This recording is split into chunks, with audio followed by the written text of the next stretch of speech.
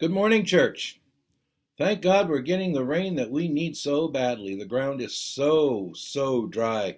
Watching a team play soccer the other day, our girls our girls soccer team, varsity soccer team, and everywhere they ran on the field was left a cloud of dust. It was horrible. So, and like so many places on the continent, it's we're in drought. But so here in the Northeast Kingdom, finally for the second day, we're receiving a good rain.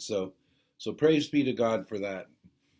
We're going to close this week's part of the series on loving thy neighbor with the story of Delta 15.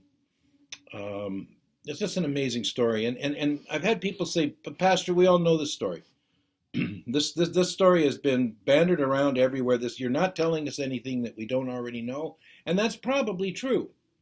There's going to be an ending to this story that you may not know, but I can tell you that the reason I'm looking at this story is because I'm dealing with this story like you probably haven't before. I'm dealing with it from a biblical perspective of the passengers and citizens of Louisburg, Newfoundland, or Newfoundland, however you want to pronounce it.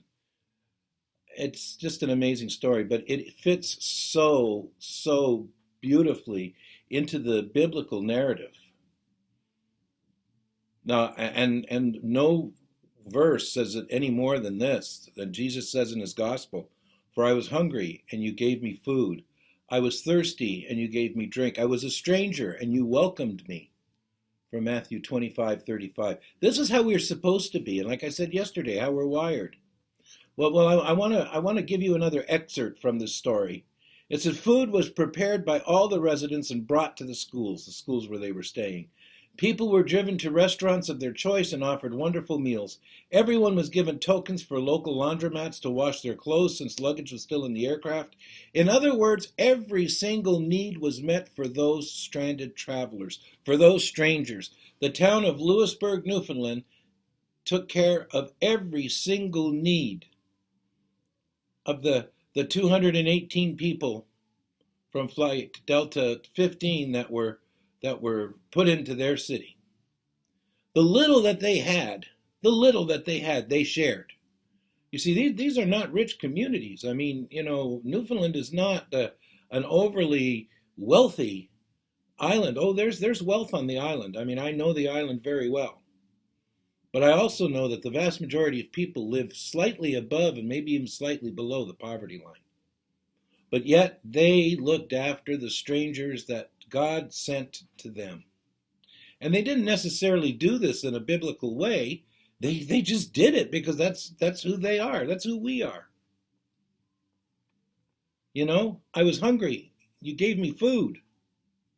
I was thirsty. You gave me drink. I was a stranger and you welcomed me. You looked after each of my needs. Very much like the story of the Good Samaritan, how he took the beaten Levite as a brother and nursed him and looked after him. That's what these folks did. Even the pregnant woman was looked after, and the baby in her womb, the unborn baby, who will have quite a story to tell when her mom or his mom relates to him the days that they spent in Louisburg, Newfoundland. What a story.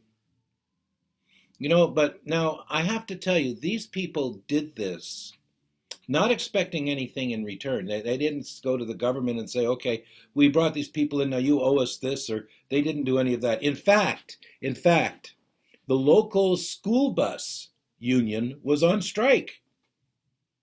This is not mentioned in the story, but in the local union that drives the school buses to bring the kids to school was on strike.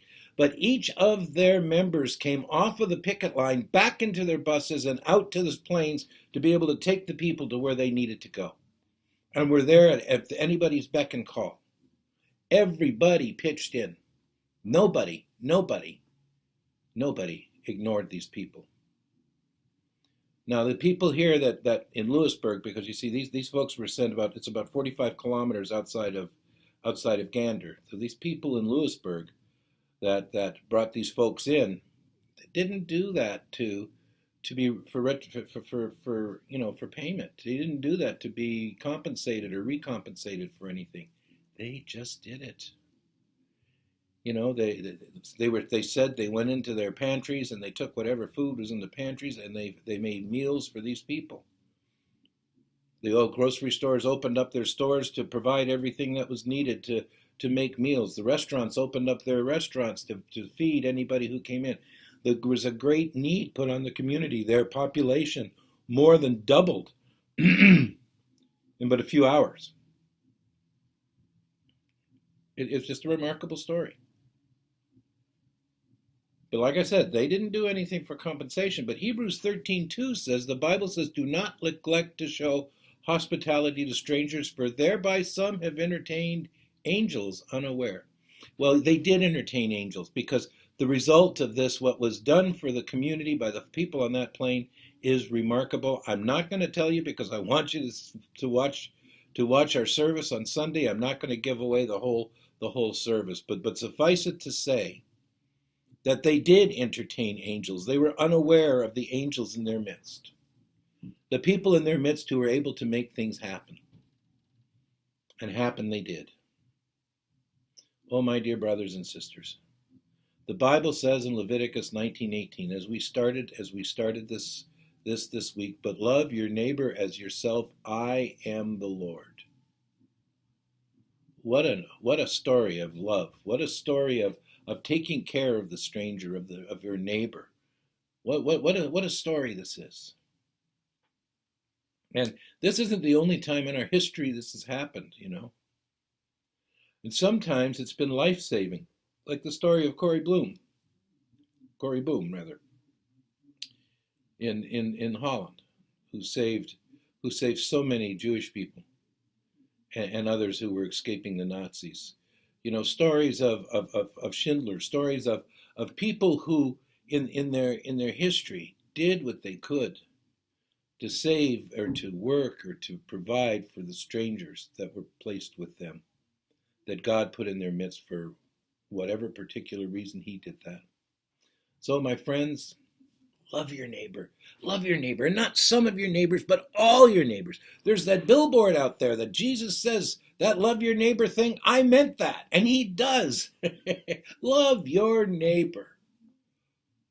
Oh, please, particularly in this time of divisiveness, this time of battle, this time of fighting, you need to love your neighbor. You need to calm it down and realize that there is no need. There's no need to do battle with your neighbor. There's every need to love him because that's what God has told us to do. And Jesus affirmed it in his gospel. So, my friends, until Sunday at 9 o'clock, we will see you Sunday at 9 o'clock, I hope, on our 9 o'clock service. God bless you, and he loves you, and so do I. And until then, stay safe and stay healthy. Goodbye.